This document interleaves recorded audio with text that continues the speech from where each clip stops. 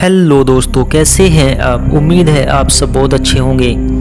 दोस्तों, क्या आप हरियाणवी फिल्में देखते हैं? क्योंकि आज के समय में हरियाणवी सिनेमा में भी अच्छी अच्छी फिल्में बनती रहती हैं और इस इंडस्ट्री का जो किंग है वह है उत्तर कुमार सर। जी हाँ दोस्तों, धक्कड़ छोरा के नाम से जाने जाने वाले उत्तर कुमार सर इस इंडस्ट्री में बहुत ही लाजवाब काम कर रहे हैं। दोस्तों, आपने कभी ना कभी उनकी फिल्में ज़रूर देखी होंगी, लेकिन उत्तर कुमार सर के बाद इस इंडस्ट्री में अगर कोई बंदा है वह है हमारे और आप सभी के लोकप्रिय प्रताप धामा जी। प्रताप धामा जी उत्तर सर की गाइडेंस से काम करते हैं और अच्छी अच्छी फिल्में लेकर आते रहते हैं। तो दोस्तों, प्रताप धामा सर की एक नई मूवी रिलीज हुई है। उस मूवी का नाम है अटकल। जी हाँ दोस्तों, आज हम बात करने वाले हैं अटकल मूवी के बारे में। यह एक ज़बरदस्त मूवी है। बहुत अच्छा काम किया है प्रताप धामा जी ने इस मूवी के अंदर। तो आज हम इस मूवी के बारे में आपको कंप्लीट इंफॉर्मेशन देने वाले हैं, जैसे इस मूवी की रिलीज डेट व मूवी के अंदर किस किस कलाकार ने काम किया है, आप यह मूवी कैसे देख सकते हैं और मूवी की स्टोरी हमारे समाज पर क्या प्रभाव डालती है, आदि सब कुछ आपको बताने वाले हैं। बस लास्ट तक हमारे साथ बने रहिए। और जी हाँ दोस्तों, हमारी इस वीडियो को लाइक करके हमारा उत्साह बढ़ाइए। चैनल पर पहली बार आए हैं तो हमारे इस चैनल मिर्जा ट्रेंडिंग को ज़रूर सब्सक्राइब कर लें, क्योंकि दोस्तों वीडियो बनाने में बहुत ज़्यादा मेहनत लगती है और आपके सहयोग से हमें हिम्मत मिलती है। तो चलिए दोस्तों शुरू करते हैं। दोस्तों, इस मूवी की स्टोरी को हम कुछ पॉइंट में डिवाइड करने वाले हैं। तो पॉइंट नंबर 1, मूवी का नाम। दोस्तों, इस मूवी का नाम है अटकल। पॉइंट नंबर 2 है मूवी रिलीज डेट। यह फिल्म 15 सितंबर 2024 को रिलीज हुई। पॉइंट नंबर 3 है मूवी किस चैनल पर रिलीज हुई। दोस्तों, यह फिल्म काला निकेतन फिल्म्स चैनल पर रिलीज हुई है। पॉइंट नंबर 4 है हीरो व हीरोइन कौन है इस मूवी के अंदर। दोस्तों, इस मूवी में हीरो का नाम है प्रताप धामा जी और हीरोइन का नाम है कीर्ति सिरोही। इसके अलावा इस मूवी के अंदर शिवांक बालियान, संतोष जांगरा, अतुल वत्सल, लीलू प्रधान, सिमरन गौतम, सैंकी अग्रवाल, अरविंद बाबा, सुमित, नीतीश डाबला, आलोक राय आदि लोगों ने बहुत ही अच्छा काम किया है। और दोस्तों, फाइनली लास्ट पॉइंट हमारा पॉइंट नंबर 5 है। दोस्तों, अब बात कर लेते हैं इस फिल्म की स्टोरी की। एक गांव में एक लड़की होती है, उसका नाम अर्चना होता है। अर्चना दिखने में खूबसूरत होती है। उसके घर में टोटल 5 लोग होते हैं। एक अर्चना, दूसरे उसकी बहन संतोषी और तीसरा अर्चना का भाई सूरज और 2 अर्चना के माता पिता। अर्चना की बड़ी बहन संतोषी शादीशुदा होती है। अर्चना के पिता किसान होते हैं और वह काफ़ी गरीब भी होते हैं। अर्चना पढ़ाई कर रही होती है और वह अभी शादी नहीं करना चाहती है, लेकिन उसके घर वाले उस पर शादी का प्रेशर बनाते हैं। वह चाहते हैं कि वह अपनी पढ़ाई भी पूरी ना करे और जल्द से जल्द शादी कर ले। और इस सब में अर्चना की माँ अपनी बेटी को बोझ समझती है और पैसे के लालच में आकर उसकी शादी एक गलत लड़के से करवाना चाहती है।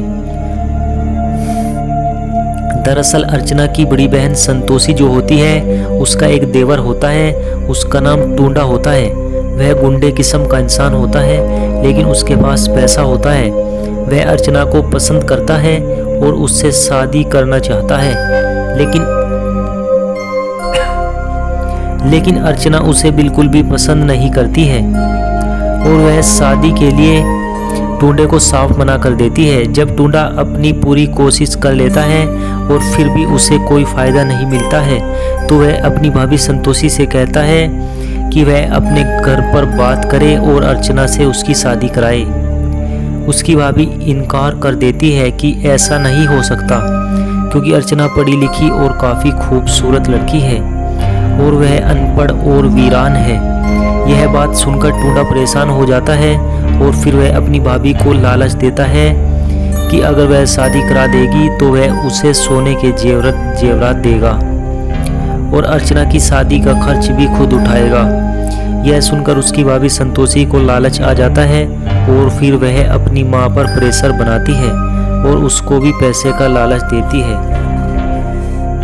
लेकिन दोस्तों कमाल की बात यह है कि उसकी मां को भी लालच आ जाता है और वह अपनी बेटी पर शादी का बहुत ज़्यादा प्रेशर बनाती है। लेकिन अर्चना टुंडे को बिल्कुल भी पसंद नहीं करती है और बेचारी मजबूर हो जाती है। वह अपनी बड़ी बहन संतोषी और अपनी मां को समझाती है कि वह अभी शादी नहीं करना चाहती, वह अभी पढ़ाई करना चाहती है।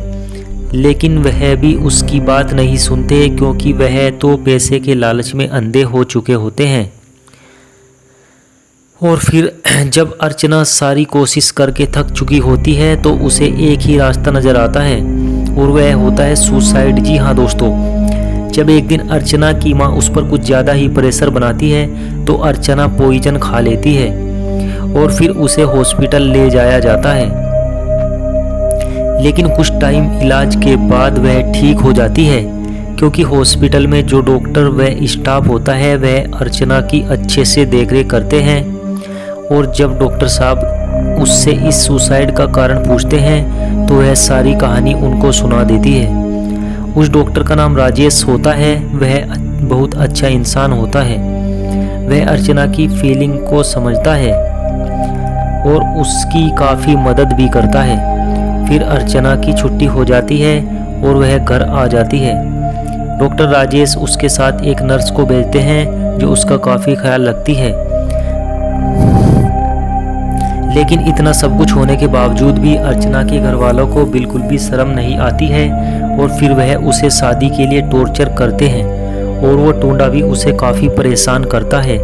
लेकिन अब की बार अर्चना भी दिमाग से काम लेती है क्योंकि वह अब अकेली नहीं होती है बल्कि उसका साथ देने वाला कोई उसके साथ होता है और उसका नाम होता है डॉक्टर राजेश। जी हाँ दोस्तों, डॉक्टर राजेश और अर्चना एक दूसरे को पसंद करने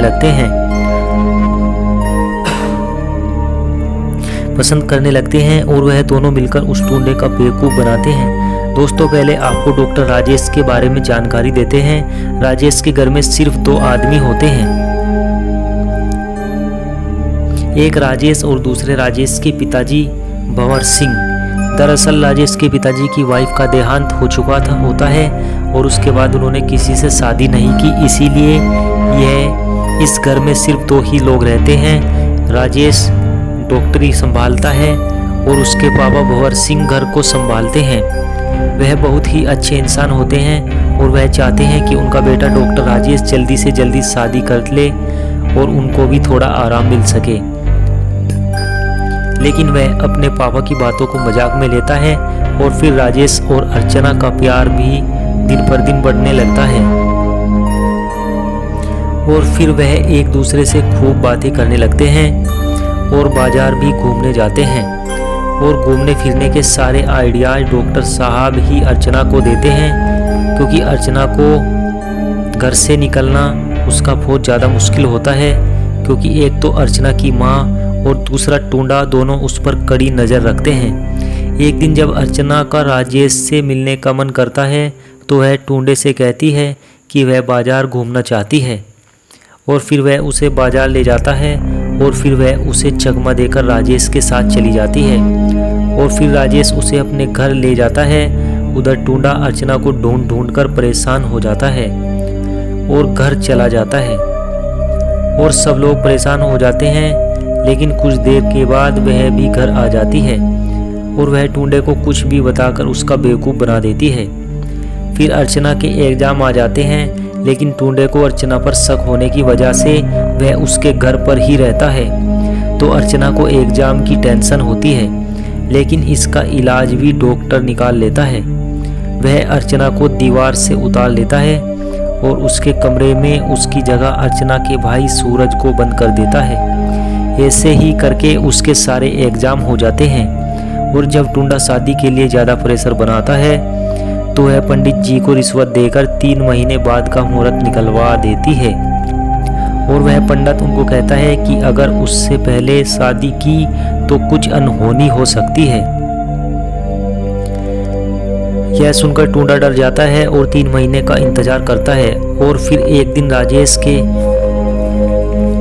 पापा अर्चना के घर जाते हैं अपने बेटे की रिश्ते की बात करने के लिए, तो वह साफ इनकार कर देते हैं क्योंकि अर्चना की मम्मी पैसे के लालच में बहुत ज़्यादा अंधी हो चुकी होती है और वह उस भले इंसान को बुरा भला कहकर घर से निकाल देती है और रिश्ते के लिए तो साफ मना कर देती है।